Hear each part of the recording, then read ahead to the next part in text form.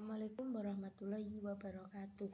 Perkenalkan, nama saya Reger Destisha Putri, kelas PGMI 5D dengan NIM 12620521214. Di sini saya akan memaparkan jawaban pertanyaan dari ujian tengah semester pembelajaran IPS MI SD dengan dosen pengampu Ibu Maftuca MPDI.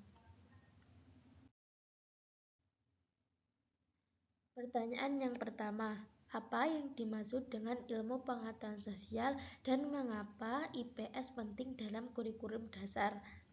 Jadi, IPS merupakan salah satu ilmu yang mempelajari tentang himpunan kehidupan manusia di dalam bermasyarakat.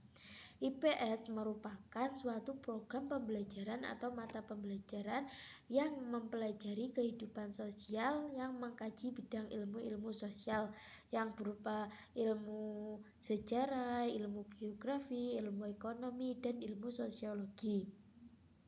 Ilmu sosial atau IPS penting bagi kurikulum dasar karena pembelajaran IPS merupakan umpan timbal balik. Melalui IPS, siswa dibina dan dikembangkan kemampuan intelektual menjadi warga negara yang berketerampilan, berkepedulian, dan bertanggung jawab sesuai dengan nilai Pancasila. Dengan pembelajaran IPS juga dapat membentuk karakter bagi siswa untuk mempunyai kemampuan dalam menjadi makhluk sosial yang dituangkan di dalam pembelajaran IPS. Lalu pertanyaan yang kedua, sebutkan dan jelaskan 4 komponen utama dalam pembelajaran IPS. Jadi komponen dalam pembelajaran IPS itu ada 4. Yang pertama tujuan, kedua materi, ketiga strategi pembelajaran, yang keempat evaluasi. Yang pertama tujuan. Tujuan merupakan komponen yang sangat dasar, dijelaskan pada Permendikbud nomor 29 tahun 2003. Dijelaskan bahwa tujuan pendidikan adalah menciptakan dan mempersiapkan masyarakat untuk hidup sebagai warga negara yang beriman, produktif, kreatif, inovatif, afektif, dan mampu berkontribusi. Komponen pembelajaran IPS yang kedua yaitu materi. Materi merupakan suatu hal yang disampaikan kepada peserta oleh pendidik dalam kegiatan pembelajaran untuk dapat mencapai tujuan pembelajaran yang diinginkan. Lalu komponen pembelajaran IPS yang ketiga yaitu strategi pembelajaran. Strategi pembelajaran merupakan tindakan yang dilakukan guru kepada siswa untuk dapat memberikan materi secara efektif dan efisien. Strategi pembelajaran mencakup prosedur, materi, model, teknik yang digunakan dalam pembelajaran. Lalu komponen yang terakhir yaitu evaluasi. Evaluasi dilakukan guna penilaian terhadap capaian tujuan pembelajaran dan untuk melakukan penilaian terhadap proses implementasi kurikulum secara keseluruhan. Lalu pertanyaan yang ketiga, mengapa guru harus mengajarkan tentang budaya dan keanekaragaman sosial dalam pembelajaran IPS MI atau SD? Menurut saya, hal ini dikarenakan pembelajaran IPS yang membicarakan bahwa manusia merupakan makhluk sosial. IPS sebagai ilmu yang mempelajari tentang ilmu sosial. Pembelajaran IPS yang bertujuan agar masyarakat dapat memiliki jiwa sosial bermasyarakat, tanggung jawab, berketerampilan sesuai dengan Pancasila. Hal inilah yang menjadi mengapa penting bagi guru untuk mengajarkan budaya dan keanekaragaman sosial pembelajaran IPS. Setiap makhluk hidup mempunyai beraneka ragam budaya dan beraneka ragam sosial. Maka dari itu, IPS sebagai jembatan untuk masyarakat untuk masyarakat dapat bermasyarakat menggunakan budaya dan keanekaragaman sosial menjadi hubungan timbal balik masyarakat dan dapat menimbulkan sosialisasi antar warga dan warga.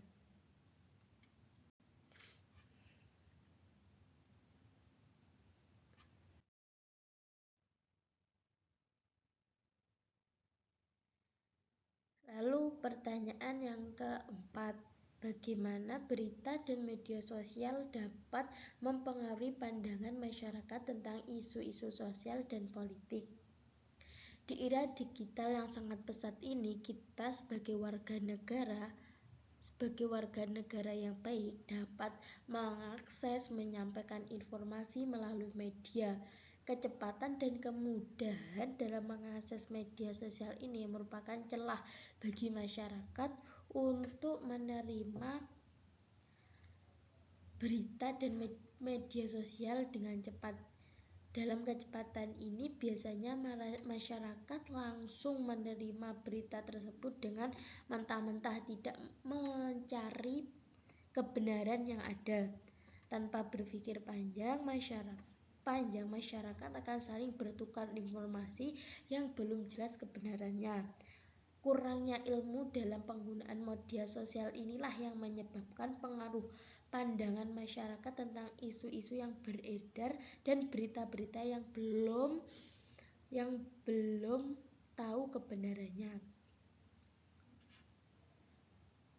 Biasanya masyarakat memandang jika kita memperoleh informasi, contohnya saja kita memperoleh informasi dari media sosial, pasti masyarakat akan langsung memahaminya langsung tanpa mencari fakta-fakta yang ada.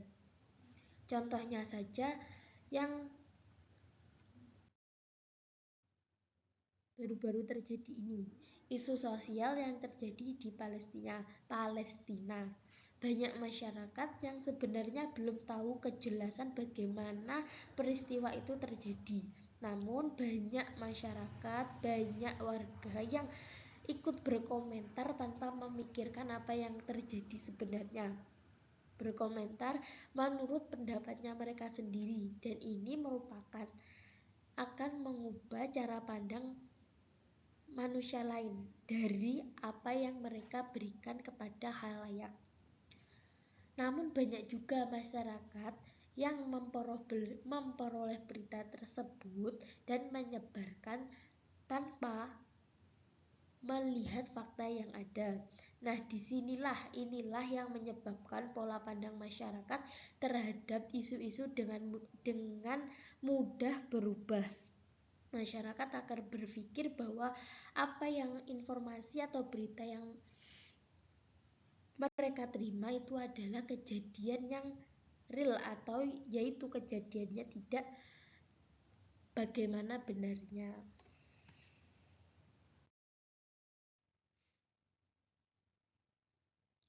Lalu pertanyaan yang kelima, yaitu praktekkan dan analisis pembelajaran dalam kelas mulai dari pendekatan, strategi, metode, dan teknik. Jadi, saya akan menjelaskan analisis pembelajaran yang saya gunakan. Yang pertama, pendekatan. Di sini saya menggunakan pendekatan kooperatif dengan membagi siswa kelas dan menjadi beberapa kelompok kecil. Untuk strategi, saya menggunakan strategi discovery learning dengan mengarahkan peserta didik untuk menemukan pengetahuan sendiri dari media yang akan saya berikan. Lalu ketiga, metode. Penggunaan metode yang saya berikan yaitu metode kelompok. Akan muncul interaksi antar anggota dari satu dan lain untuk menyampaikan tugasnya. Jadi metode yang saya gunakan yaitu metode berkelompok. Di situ siswa dapat memberikan atau dapat aktif memberikan apa yang mereka ketahui dengan bertukar pendapat teman ke teman yang lain. Lalu teknik yang saya gunakan yaitu teknik pembelajaran untuk mengaktifkan kelompok. Di sini guru memberikan kesempatan bagi siswa agar pembelajaran dapat aktif, siswa dapat berpartisipasi dalam pembelajaran yang akan dilakukan di dalam kelas.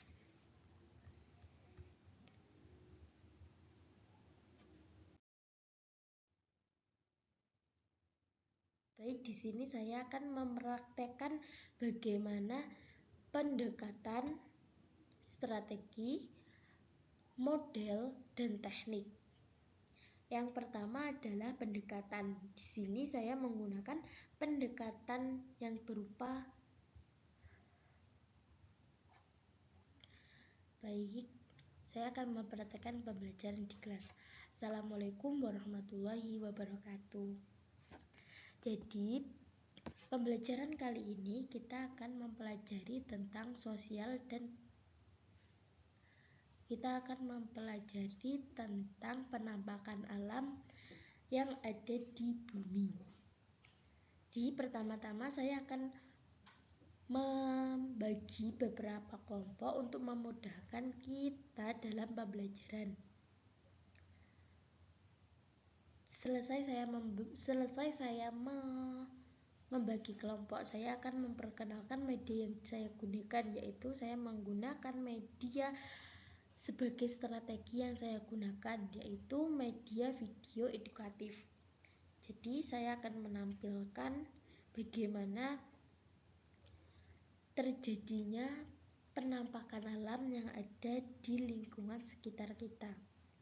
Siswa yang sudah dibagi kelompoknya akan memperhatikan dan diselingi guru untuk menjelaskan dari media yang telah dibuat. Setelah itu, guru memberikan sebuah masalah yang berupa soal atau pertanyaan yang didiskusikan bersama kelompoknya. Baik, Assalamualaikum warahmatullahi wabarakatuh. Pada pertemuan pagi hari ini kita akan mempelajari tentang penampakan alam. Penampakan alam yang ada di bumi ini sangat banyak macamnya, seperti yang ada di dataran rendah, dataran tinggi, ataupun yang ada di lautan. Jadi sebelum kita memulai pembelajaran, mari kita berdoa terlebih dahulu. Selanjutnya, saya akan